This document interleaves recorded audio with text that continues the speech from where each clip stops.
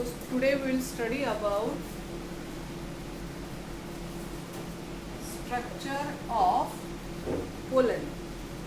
Structure of pollen grain, or it is also called as microspore. इसे हम क्या बोलेंगे? माइक्रोस्पोर.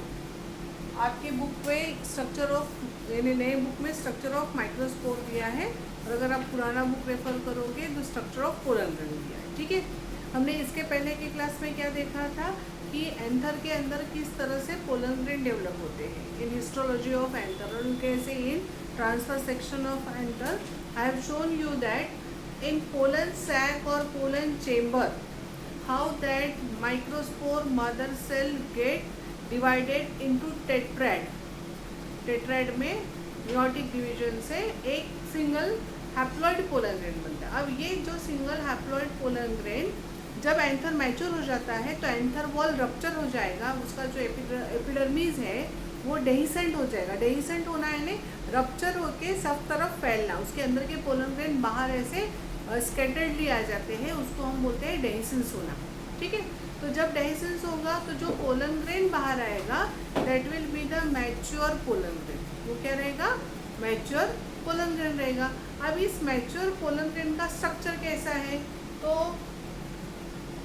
इस तरह से इसका एक स्ट्रक्चर है. It having double walled means it is a uninucleated. सबसे पहले एक सिंगल न्यूक्लियस है, हैप्लॉइड है, यूनिसेलुलर है.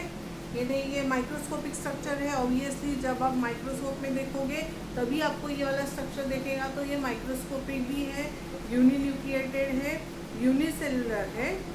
Then haploid nature. Haploid nature यानी जैसे कि मैंने कई बार बताया 2n का मतलब होता है होल सेट ऑफ क्रोमोसोम यानी डिप्लॉइड, और सिंगल n का मतलब होता है haploid means having half set of. दो it is a male gamete. Microspore या पोलन ग्रेन क्या है? मेल गमीट है. मेल गमीट है इसका मतलब इस पर क्या रहेगा? हैप्लॉइड रहेगा. इसमें क्या रहेगा? हैप्लॉइड क्रोमोसोमल सेट रहेगा. जब हम इस पोलन ग्रेन का स्ट्रक्चर देख रहे हैं, now in this structure, in the structure of pollen grain what you will see, it is a double membrane structure. तो ये एक इनर मेम्ब्रेन हो गया या double wall structure you can से, and the outer one is, थोड़ा हम लोग अगर अलग अलग कलर से दिखाएंगे तो I think you can easily differentiate the double walled layer. Okay, इस तरह से. Now the outermost layer is interrupted in between is it having 3 pores. तो अब जो बाहर का आउटर लेयर है, जो बाहर का लेयर है, बाहर का वॉल है, इसको हम बोलते हैं एक्साइन, जो कि थिक होता है, टफ होता है, रेजिस्टेंट होता है, resistant to the physical decomposition as well as biological.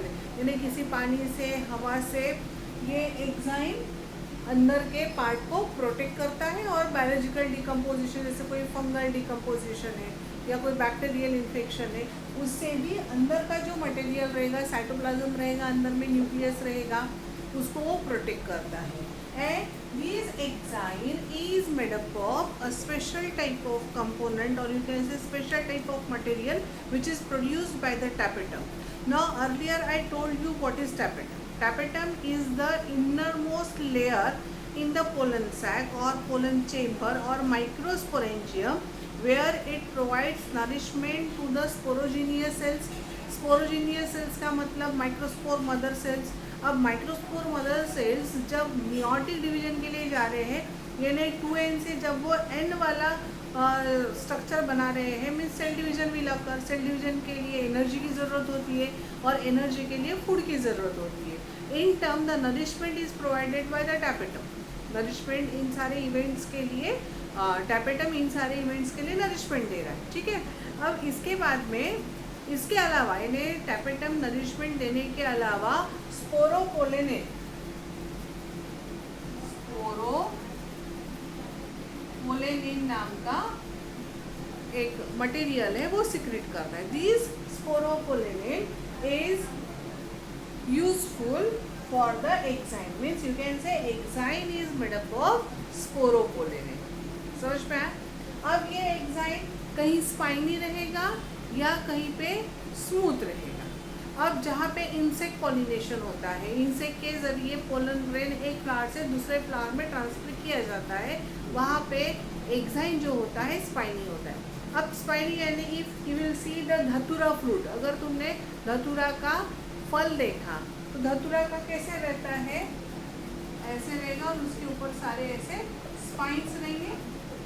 अब ये स्पाइंस अगर हमारे कपड़े में चिपक गए तो वो हम जहाँ जहाँ मूव करेंगे वो हमारे साथ मूव करेगा। Okay, in the same way this exine is also spiny in nature in case of insect pollination, क्योंकि ये इंसेक्ट के बॉडी में एक बार स्टिक हो गया, चिपक गया, तो जहाँ ये इंसेक्ट एक जगह से दूसरे जगह पोलन लेके जाएंगे तो नेक्स्ट जगह वो डस्ट हो सकता है, होने के पूरे चांसेस होते हैं, क्योंकि इंसेक्ट एक ही जगह नहीं बैठेगा, एक फ्लावर से दूसरे से तीसरे फ्लावर, तो ये जरिया रहेगा to transfer the pollen grain को ट्रांसफर करने का ये एक जरिया रहेगा।